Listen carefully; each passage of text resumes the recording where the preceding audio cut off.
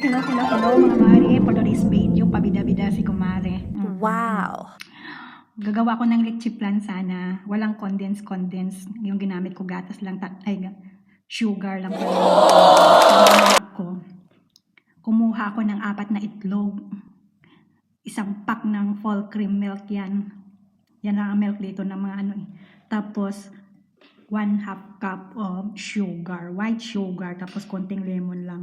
Una ginawa ko, syempre, nagpa-melt ako ng white sugar doon sa lanyera na hindi naman lanyera gamit ko kasi wala akong lanyera na makita. Yung pinakamaliit lang naman yung pinili ko eh. Ayun na nga, pinaghalo-halo ko na lahat, yung itlog, yung milk, tapos yung sugar, tapos pinatakan ko ng konting lemon para matanggal yung lansa ng egg. Yung egg na yan ang liliit pa, kaya 4 ang ginamit ko. Small yata yan. Small. Tapos, kailangan mo siyang dahan-dahanin lang, pero tingnan mo yung kamay ko, ang bilis.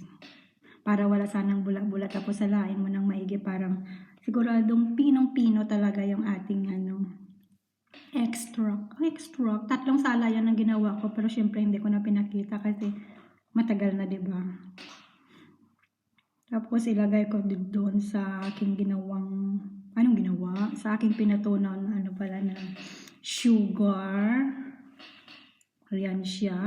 Tapos tinakpan ko lang siya ng aluminum foil para hindi siya matuluan. Very careful. Wow! Pero ang nangyari ay ewan. Tapos ayun na nga, may pinakulo na akong water. Hindi na kaldero lang yan, nilagyan ko lang ng something doon sa baba para hindi malublob yung aking lanyera, syempre. Tapos dapat kailangan natin hintayin ang 1 hour. Tapos tusok-tusokin ng toothpick kung tuyong-tuyo na talaga siya. Pero ako atat na atat ako, syempre. Gulat na gulat ako sa mga pangyayari, sa mga susunod na mga pangyayari. And the moment of truth, ito na nga siya. Sige, day. Surprise mo sila dahil sa mga mga ginawa mong kapalpakan. Ayan na, boom tarat-tarat, boom tarat-tarat, the moment of truth, wasak siya. Kasi yung gitna niya hindi pa natuyo.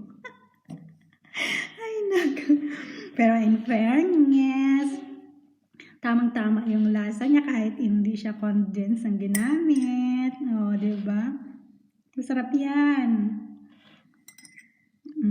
Naubos ko yan, nagkakape na ako dyan, hindi na nga talaga ako makahintay.